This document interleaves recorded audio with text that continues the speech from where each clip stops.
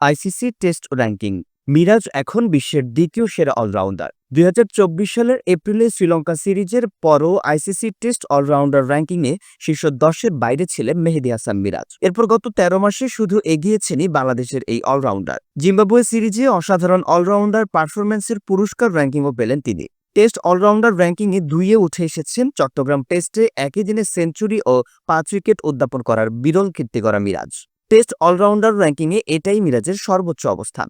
এক ধাপ এগোনো মিরাজের ব্রেটিং পয়েন্ট এখন ৩২৭ পয়েন্টের হিসাবেও মিরাজের সর্বোচ্চ এটি। আগের সর্বোচ্চ ছিল ২৯৫। আজ প্রকাশিত সর্বশেষ র্যাঙ্কিংয়ে মিরাজের উপরে আছেন শুধু রবীন্দ্র জাদেজার। ভারতীয় অলরাউন্ডারের পয়েন্ট ছিল ঠিক ৪০০। মিরাজ ছাড়াও শীর্ষ ৫-এ আছেন বাংলাদেশের সাবেক অধিনায়ক সাকিব আল হাসানও। গত বছর পাকিস্তান সফরে সর্বশেষ টেস্ট খেলা সাকিব আছেন ৫-এ। বাংলাদেশের প্রথম ইনিংসে সেঞ্চুরি পাওয়া সাদমান ইসলাম ১৭ ধাপ এগিয়ে ৭ নম্বরে উঠেছে।